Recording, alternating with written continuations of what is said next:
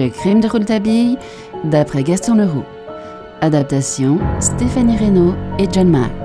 Interprétation, Patrick Blandin, Patrick Martinez-Bourna, Philippe Collin, Stéphanie Reynaud, Frédéric Chevaux. Un programme Maurice Clément Fèvre.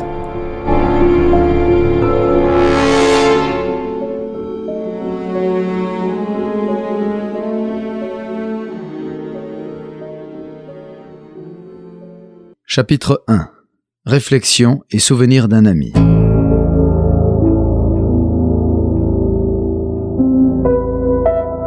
Avec quelle émotion nouvelle à plus de 10 ans de distance, moi, Sinclair, je reprends une plume qui a tracé le sensationnel rapport du mystère de la Chambre jaune et les premiers hauts faits du jeune reporter de l'époque pour faire connaître dans ses détails insoupçonnés cette affaire retentissante dite le crime de Rouletabille, sombre tragédie où roulent d'effroyables ténèbres et sur le seuil de laquelle apparaît le doux monstre à la tête de sphinx, l'éternel féminin. Pauvre Rouletabille. Lui à qui aucun problème jusqu'alors n'avait résisté, lui dont l'intelligence avait sondé tous les abîmes ouverts devant la raison, je l'ai vu, un instant frissonner, éperdu devant 2 yeux de femme comme devant le chaos. On a relaté autre part le drame bulgare au milieu duquel le jeune reporter était allé chercher celle qui devait devenir sa femme et qu'il avait vue pour la première fois dans la salle de garde de la Pitié, car Ivana était venue toute jeune à Paris pour y étudier la médecine. Cette Ivana Vilichkov, d'une étrange beauté, appartenait à l'une des plus illustres familles de Sofia, qui avait été mêlée de façon atroce au malheur tragique de Stamboulov et de ses amis. Tous ces incidents sont connus. Tous les journaux ont reproduit le récit des scènes sanglantes qui, en marge du conflit des Balkans, avaient été comme le sinistre prologue d'une radieuse union consacrée à la Madeleine au milieu du tout Paris. Après la Grande Guerre, Ivana s'était remise à ses travaux de médecine et de laboratoire. On peut dire qu'elle avait tout quitté pour se consacrer entièrement à l'Institut Roland Boulanger. À mes yeux, c'était un désastre et la faute en avait été pour beaucoup à Rouletabille qui, écœuré de la mauvaise foi avec laquelle tout ce qui était officiel essayait d'étouffer les efforts d'un homme que l'école et l'académie affectaient de traiter comme un charlatan, se laissa trop facilement convaincre par Ivana qui avait épousé la querelle du célèbre praticien. Vous connaissez notre Rouletabille. Il ne se donne pas à moitié. Ses articles mirent le feu aux poudres. Il affirmait audacieusement que la méthode de travail de Roland Boulanger triomphait déjà en Amérique. Et il faisait prévoir que, pour peu que la France se montrât, une fois de plus, ingrate envers l'un de ses enfants, celui-ci fuirait pour s'exiler comme tant d'autres, irait porter son génie à l'étranger. En réalité, Roland Boulanger a-t-il eu du génie ? Nous le saurons peut-être prochainement. Je l'ai toujours cru un peu faiseur. Assurément, il ne savait point être simple. Il était trop bel homme et avait la parole trop fleurie. Son charme était certain, les femmes en raffolaient et ses conférences, auxquelles elles ne comprenaient rien, étaient le rendez-vous des élégantes, comme au temps de Caro. Avec cela, il était très mondain, ce qui ne l'empêchait pas de travailler 12 heures par jour. Son esprit d'invention se répandait dans tous les domaines. C'était là son crime. Avait-on assez ri de son nouveau fusil à percussion latérale et de son nouveau système d'engrenage pour moteur d'auto et de son nouveau procédé de champagnisation?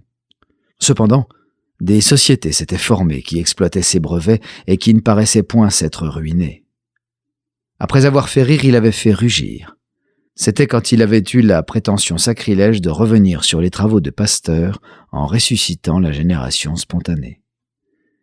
Il affirmait que rien n'avait été définitivement prouvé à ce sujet, et ses très curieux travaux sur la sensibilité, l'anesthésie et la génération des métaux conduisaient, il faut bien l'avouer, à des hypothèses inconnues et jamais encore envisagées.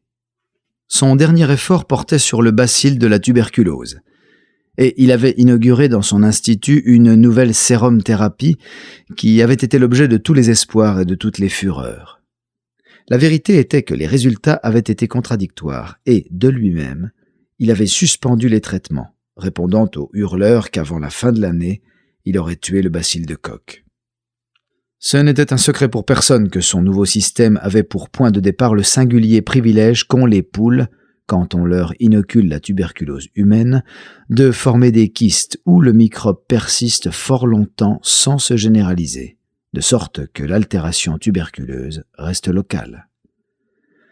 Depuis plus d'1 an, les jardins de l'Institut Roland-Boulanger derrière l'Observatoire étaient devenus un vaste poulailler.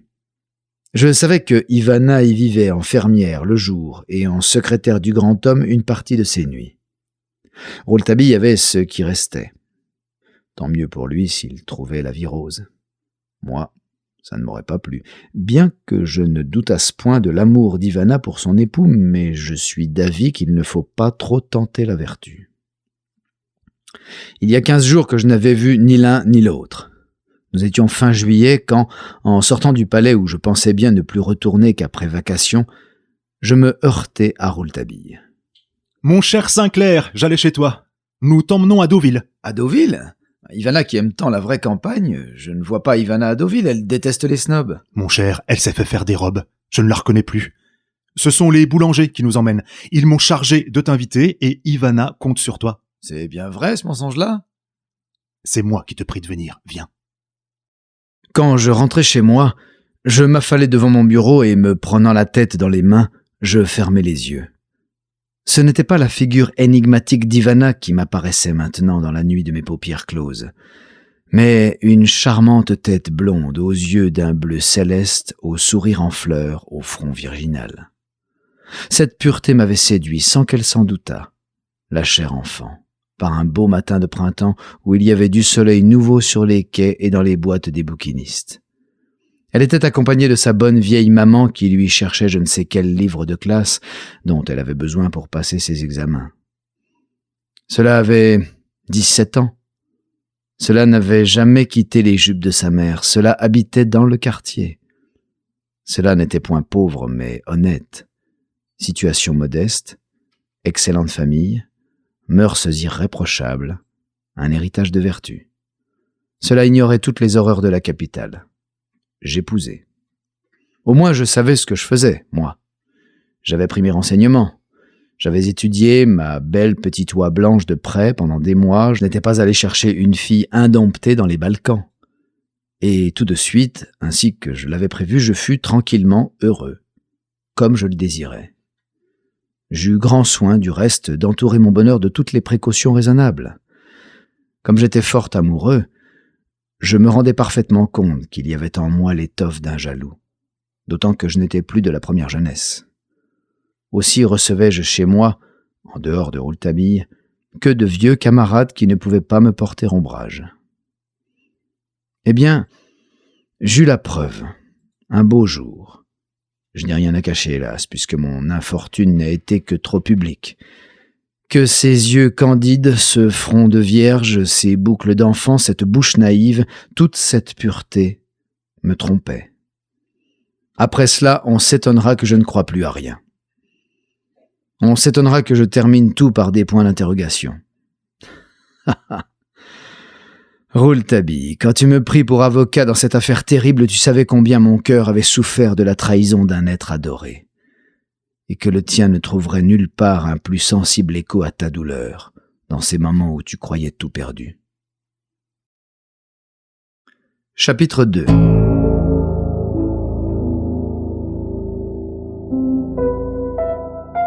Masques et visages. Ayant reçu une lettre de Madame Boulanger qui m'invitait à venir passer quelques jours au Chaume où se trouvaient déjà Rouletabille et Ivana, je partis pour Deauville. Les Chaumes étaient une des plus belles villas du pays avec une certaine affectation de style rustique qui n'excluait point la magnificence. Les boulangers étaient très riches. Le chirurgien, encore pauvre mais déjà célèbre par ses premiers travaux, avait épousé Madame Hugon, jeune veuve du vieux monsieur Hugon qui avait fait une grosse fortune dans les phosphates siciliens.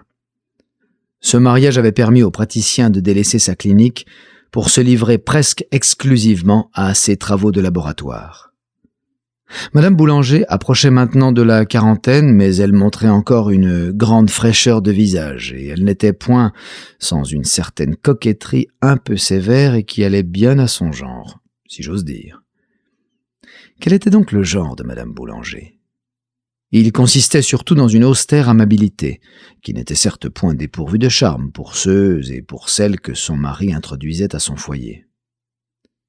Elle savait dépouiller la savante qu'elle était devenue à l'école de son mari, car cette femme, qui n'avait qu'une éducation purement littéraire, s'était mise à la médecine et à la chimie comme une écolière, avait forcé les portes du laboratoire où Roland s'enfermait et était devenu son premier préparateur. Les élèves du maître ne se gênaient point pour dire qu'elle avait sa grande part dans les derniers succès de l'Institut Boulanger. Mais de tels propos l'horripilaient, et elle fermait impatiemment la bouche aux indiscrets et même à son mari quand on effleurait ce sujet. Elle n'avait d'autre joie que la gloire de Roland, d'autre plaisir que celui de lui être agréable. Elle l'entourait de soins presque maternels. Son égalité d'humeur, qui était parfaite en toutes circonstances, faisait du foyer des Boulangers quelque chose de rare. Elle en avait tout le mérite, car ce diable d'homme était doué d'une activité qui se dépensait en tous sens. On me comprendra. Roland Boulanger, qui n'était guère plus âgé que sa femme, avait eu et continuait d'avoir les plus belles aventures du monde. Il ne perdait son temps en rien. Chacun savait cela, et Thérèse, c'était le nom de Madame Boulanger, n'ignorait point que son époux menait de pair le travail et le plaisir. Il n'y mettait point toujours de la discrétion. Elle était la première à en sourire, et si elle souffrait, cela ne se voyait guère. À une allusion un peu trop précise de ses amis qui tentaient de la plaindre, elle répondait « Oh, moi, il y a longtemps que je ne suis plus qu'un pur esprit. J'aime Roland pour son intelligence et pour son grand cœur d'honnête homme. Le reste n'a pas d'importance, c'est des bêtises. » De fait, elle n'était tracassée que de la santé de son mari qui se surmenait trop. L'année précédente, lors de la grande passion de Boulanger pour Theodora Luigi, elle avait été effrayée de l'état de dépérissement rapide dans lequel elle le voyait. Alors là, elle s'était révoltée. « Je veux bien que mon mari s'amuse, mais je ne veux pas qu'elle me le tue. » Elle avait été instruite que Théodora était une grande fumeuse d'opium et que son imagination de courtisane savait créer au plaisir des décors fameux, mais redoutables. Elle se jeta aux pieds de son mari. « Ça, tu n'as pas le droit. Ta santé ne t'appartient pas. Elle appartient à la science, à tous ceux que tu peux sauver. Mon Roland, écoute-moi. Tu sais que je ne te dis jamais rien. Je suis avec toi comme une bonne maman quand son grand enfant fait des frasques. Je détourne la tête. Mais regarde ton pauvre visage. Tu me fais pleurer. » Elle avait été sublime, cette femme. C'était une sainte. Et comme Boulanger n'était ni un misérable, ni un sot, il avait compris qu'elle avait raison et il l'avait serrée sur son cœur. Il s'était laissé emmener quelques semaines dans le Midi. Quand Thérèse avait ramené son mari à Paris, Theodora Luigi était partie pour un long voyage avec le prince Henri d'Albanie. Roland était sauvé. J'arrivai à Deauville par le train de midi. Rouletabille était à la gare. Il me donna de bonnes nouvelles de tous. Nous échangeâmes quelques propos sans importance, et bientôt l'auto s'arrêtait devant la porte des Chaumes. Je fus étonné de voir que personne ne venait au-devant de nous. Rouletabille, en me conduisant à une chambre, me dit qu'on déjeunait très tard à Deauville et que le professeur travaillait jusqu'à 1h. « Comment ? Ici aussi ? Mais ta femme ne travaille pas ?» Le professeur, Ivana, Madame Boulanger sont enfermés tous les trois avec leur grand rapport sur le dernier état de leurs travaux relatifs à la tuberculose des gallinacés. Charmante villégiature. Eh bien, et toi, tu ne travailles pas ? Non, moi je m'amuse. À quoi ? À faire des pâtés de sable. On va donc à la mer, à Deauville ? Oui, moi, les enfants et les nourrices. Là-dessus, il me quitta car il avait quelqu'un à voir qu'il était sûr de rencontrer à la Potinière à cette heure-ci, où toute la clique du tout Paris s'écrasait.